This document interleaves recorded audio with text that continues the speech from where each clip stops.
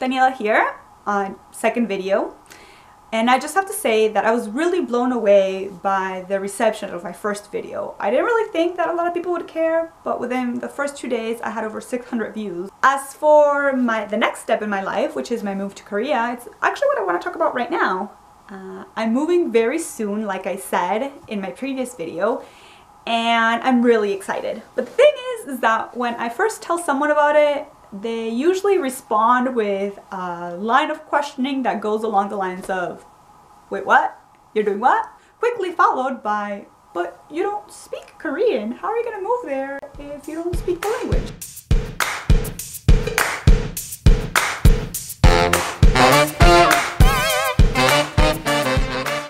Yeah, I don't know the language, it's true, but I'm learning, and that's what's important. And I'm committing myself to the internet that I'm going to learn the language. Now, how I'm learning Korean is with a website called Talk to Me in Korean. They're really awesome, and they also have a YouTube channel, so I'll post the link maybe somewhere around here.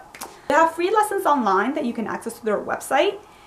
And I gave it a try. I listened to some of the free lessons and I liked how they were speaking. I liked the way they taught the lessons because they were easy to follow and easy to understand. And so I went ahead and I put my money down and I committed myself and I got the beginner's learning package. It comes with 4 books and I have them right here, so I'll show them to you. This is the first book, which is to learn to read and write Korean. And the first part of it is just what you would not typically expect. Just it gives you the letters, how to pronounce them, and it shows you how to write them. And the second part is really cool, and it's why I really like this workbook as opposed to any other workbook that I saw from other services. And that's that it offers written examples of native Korean handwriting. So they just had like different people submit their handwriting. I don't know if you can see that. The next 3 books are workbooks. They're right here. Workbook 1, 2, and 3. You can tell that workbook 2 and 3 haven't really been opened yet. But these come along with the free lessons online, and they're really good because what these are basically exercises for you to try after you've heard the lesson. So it's really useful. Probably me just showing you these things isn't enough for you to understand how I'm learning. So if you're like me and you're doing research on how to start learning the language on your own, I'm gonna stop this right now and show you my whole setup. That way, if you think it'll work for you, maybe you can try it too.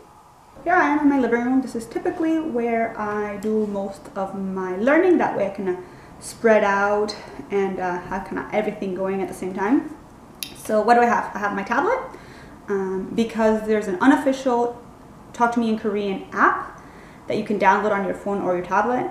You can access all of their grammar as well as the other lessons that they have from the tablet. You can also do it from just their website. So if you don't have a tablet or you just prefer learning from your computer, then that's cool as well. Okay, so grammar lessons, level 1, because that's where I am, level 1 workbook.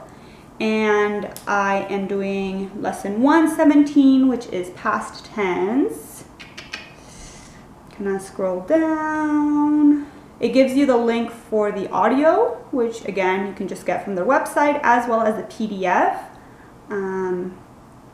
So they have a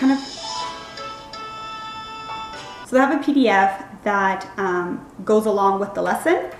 And I definitely read through the PDF while I'm listening to the lesson, but I also do my own writing because I know that the best way that I learn is by writing things down, which is why it was so important for me to learn how to write Korean before I even started doing the rest of the lessons. Because if I don't write something down, I'm just not going to remember it.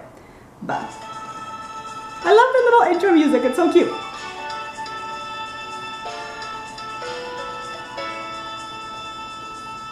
안녕하세요. 안녕하세요. 최경원입니다. Hello everyone, this is Hyun. Okay, so I'm not going to put the whole lesson. I just want you to hear the fact that there's 2 people speaking. There's a guy and a girl, which I think is really great because they both speak slightly differently. So it kind of gets you used to hearing slightly different ways of pronouncing the words. And after I'm done with the actual lesson, then I turn to my workbook and I do the exercises. And I got one wrong, but you can check to see if your answers are right or wrong because at the back they have all of the correct answers. So yeah, I really like it. I think it's really great.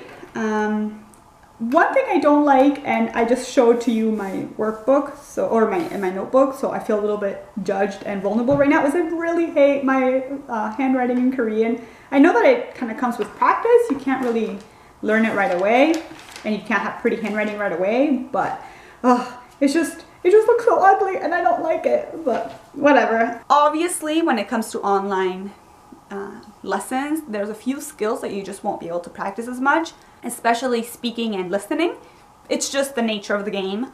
So I know that in terms of speaking, at least, I won't really be able to practice until I get to Korea, which means that it'll be really funny because I'm sure I have like the worst accent ever, but what can I do? In terms of listening though, I've tried to help myself along by watching Korean dramas and Korean movies, and I definitely suggest you to do it as well if you're planning on learning the language or are doing so right now. So that way at least you can hear the way the language is intoned and how people talk, as well as the different levels of formality depending on who you're speaking with. So that's how I'm learning Korean. Hopefully it'll be useful. When I get to Korea, I'll let you know how much I struggle. But yeah, if you're learning Korean right now, please share your experience with me because I want to know. If you watch Korean dramas and you have any suggestions for me, please let me know. I'm so interested. I love Korean dramas, so suggestions below, please. And if you've learned languages before or you're learning a language now, what are your techniques? With that, I think I'm just gonna end this now, and I will see you next time. 안녕히 계세요, or 가세요. I'm not quite sure, but whatever.